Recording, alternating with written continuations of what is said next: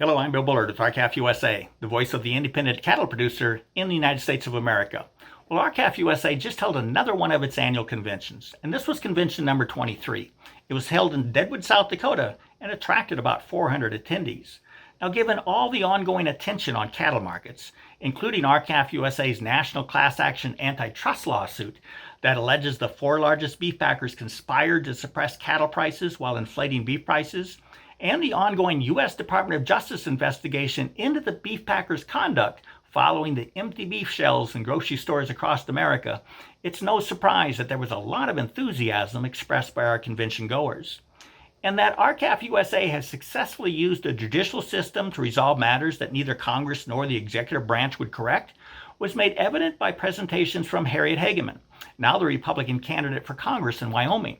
She represented us in the lawsuit that forced the overreaching government to back down from its attempts to mandate the exclusive use of radio frequency identification eartags. And David Muraskin, our attorney from Public Justice, who litigated our first beef checkoff case that forced an end to the government's decades-long constitutional violation of compelling cattle producers to subsidize private speech. And then the second checkoff lawsuit that is still pending to force the government to follow the law when it enters contracts with private entities. And then we had Patrick McGahan of Scott+Scott Attorneys at Law, who is among the attorneys representing us in the national antitrust case against the Big Four packers. And he described how our initial case has grown in scope and complexity as a result of the numerous parties along the entire beef supply chain who have since joined in the litigation. And then Wyoming rancher and attorney Tracy Hunt explained how the Global Roundtable for Sustainable Beef is a wolf in sheep's clothing, a private transnational corporation attempting to force American cattle producers to comply with arbitrary international standards under the guise of meeting consumer demand. And then one of South Dakota's U.S. senators, Senator Mike Rounds, expressed his support for mandatory country of origin labeling for beef and offered strategy recommendations for its enactment. And new at this year's convention was participation by high-level USDA officials.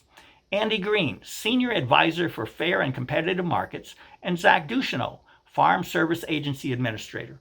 Now, Andy Green described the ongoing efforts to promulgate rules to implement the over 100-year-old Packers and Stockyards Act, and to do so in a manner that will eliminate unfair conduct in cattle markets. Now, both officials attended all or most of the convention, and they took time to visit one-on-one with our convention attendees.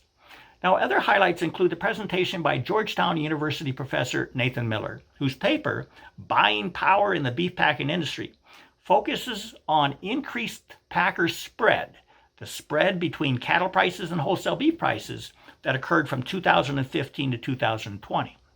Now, applying modern economic theory, Professor Miller found that given current market configurations, economic theory suggests that formula contracts, such as those that make up roughly 70% of all cattle procurement today, may roughly double packers' profit margins.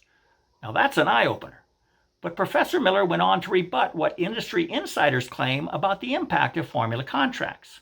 He said claims by industry experts that supply and demand theories indicate that formula contracts are innocuous are wrong. So too are claims that the cattle market is too complicated to either fix or understand. And claims that empirical evidence shows no problem with contracts are unfounded. Instead, Professor Miller conducted a statistical analysis of week-to-week prices from 2005 to 2019 that shows that if the ratio of formula volumes to all volumes is only 1% greater, then cattle prices are 6% lower, provided all else is equal. Now, the impact of Professor Miller's research will prove critical as policymakers wrestle with identifying the reason cattle markets are behaving badly. They now have a reputable source that will lead them to a significant culprit. And then we had Colorado-based veterinarian Dr. Laura Bledsoe, who focused attention on the single greatest foreign animal disease threat to the U.S. cattle industry. That, of course, is foot and mouth disease, or FMD. And Dr. Bledsoe identified the potential sources for an FMD introduction. They include the relocation of the former FMD research site, which was on an island off New York, and relocated to the heart of beef country in Manhattan, Kansas. But she said the greatest risk to introduction is through objects or materials on international travelers or in imported feedstuffs that can carry the FMD virus. Wrapping up our convention was University of Missouri professor Mary Hendrickson, who described how corporate power has changed the social landscape of America and how a new mindset is now needed to achieve a brighter future for farmers and citizens. So the presentation videos from our convention will soon be found at our website.